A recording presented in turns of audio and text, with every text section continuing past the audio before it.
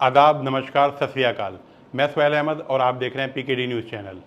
आज की खबर। कालसी ब्लॉक मुख्यालय एक बार फिर चर्चाओं के केंद्र में है, जहां कैंटीन से संबंधित टेंडर की जानकारी लेने पहुंचे पूर्व ज्येष्ठ प्रमुख पप्पू जोशी के साथ ब्यासवुड निवासी दिगंबर सिंह उर्फ डब्बू द्वारा अभद्र व्यवहार एवं मारपीट से संबंधित प्रकरण के चलते हंगामा खड़ा हो गया।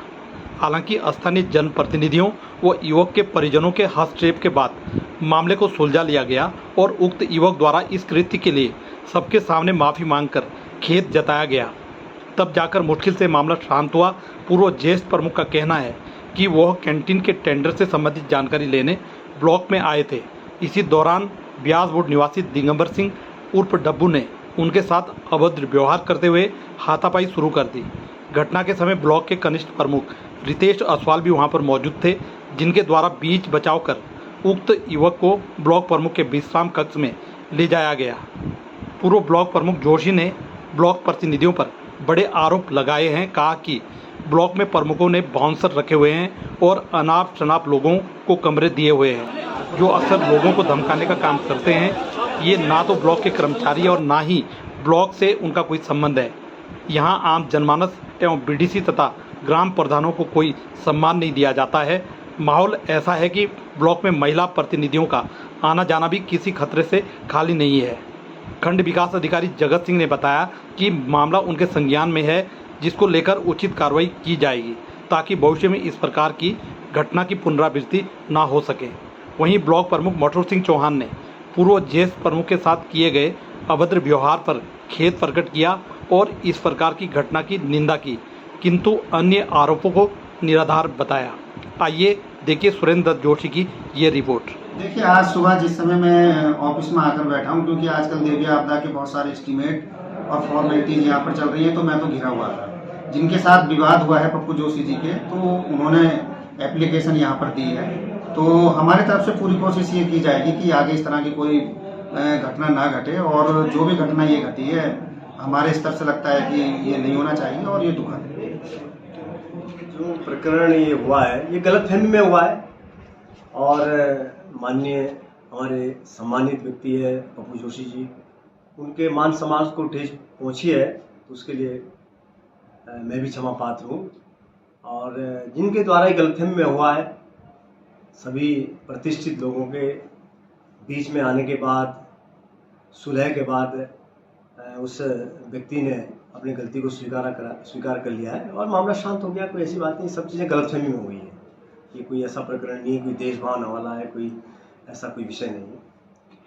कुछ और भी उनके द्वारा कुछ आरोप लगाए गए कि यहाँ ब्लॉक के अंदर जो कमरे हैं वो अनाधिकृत तरीके से अलॉट किए गए हैं और कुछ ऐसे लोग हैं जो यहाँ पर कार्यरत नहीं है।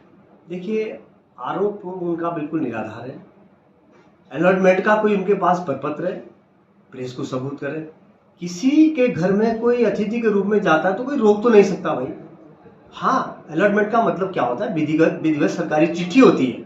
उस सरकारी चिट्ठी यदि उनके पास है, जिस महानुभाव ने ये आरोप लगाया है, वो चिट्ठी प्रेस को दें, हमें बताएं कि किसको अनधिकृत रूप से जो है रूम दिया गया है। अब अतिथि के रूप में कोई किसी के घर में जाता है, उसको तो भाई कोई रोक नहीं सकता।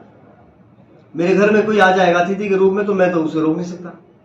सर, इस प्रकार के भी आरोप लगाए गए हैं कि यहाँ महिला प्रतिनिधियों का आना जाना बहुत ही कठिन है, ऐसे में क्या कहेंगे? देखिए, मैं तो ये कहूँगा कि इससे पहले भी किसी महानुभाव ने आरोप लगाया था कि कालसी ब्लॉक में तो 100 करोड़ का घोटाला साबित करें।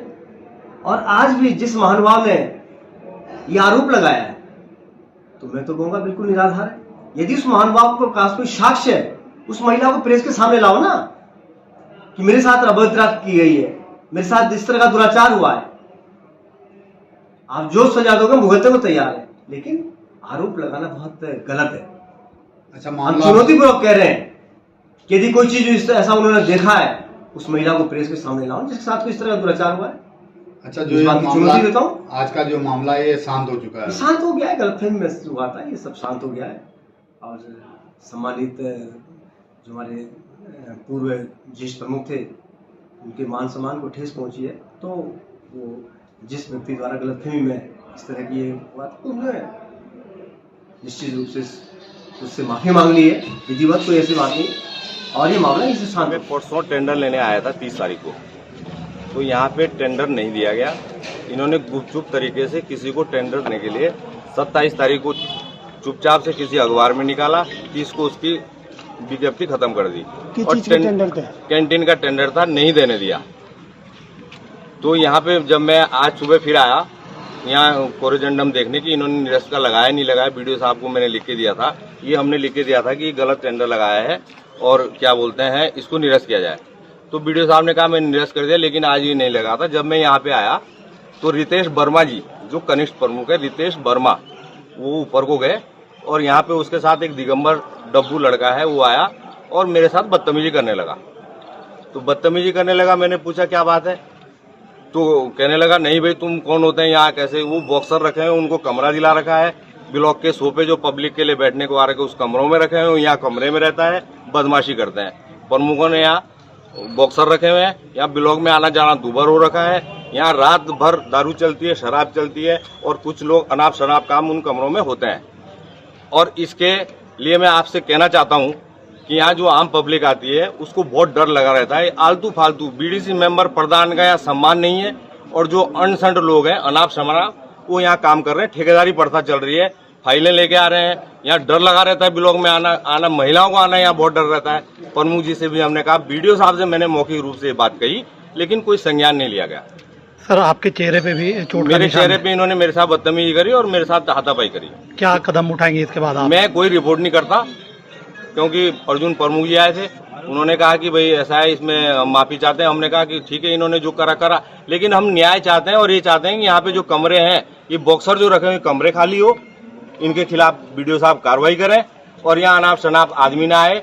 और मेरा प्रमुख जी से विशेष मैं सम्मान करता हूँ, मटोर सिंह जी का, अभी नहीं है यहाँ, और मैं उनसे निवेदन करूंगा कि जो लोग फालतू लोग हैं जिनका कोई काम नहीं है ना, बीडी से यहाँ कमरों में बैठे रहते हैं ऊपर। सर आप पूर्व में खुद भी प्रतिनिधि रहे हैं, लेकिन जो प्रमुख जो कार्यालय है क्या वो इसके अंदर ठीक है? कार्यालय में बिल्कुल भाजपा का कार्यालय बना रखा है, राजनीति चलती है, पोस्टर बैनर रखे रहते हैं। उससे हमें प्रमुख जी से मैंने पहले भी कहा इस बात पे, राजनीतिक कार्यालय नहीं ब्लॉक है, आपने बिल्डिंग बनाई है, बहुत बढ़िया बनाई, कितना पैसा खर्च हुआ है इसकी जांच होगी, ठीक है। और बीडीओ साहब यहाँ बैठे हैं, कोई काम नहीं, कुछ नहीं, नरेगा में कहीं किसी ग्राम सभा में कोई काम नहीं, सब फर्जी चल रहा है, सारी जांच होनी चाहिए। और बीडीओ साहब को मैंने मौखिक रूप से भी कहा था, ये कहीं ग्राम सभा में नहीं जाते हैं।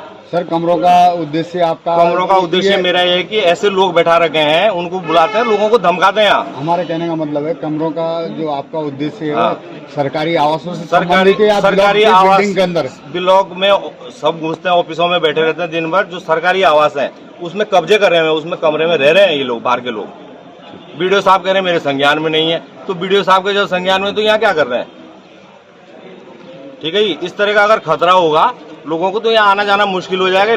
बिल्डिंग ब्लॉक भवन नहीं तो होटल रह जाएगा, ठीक है सर। आप लोगों से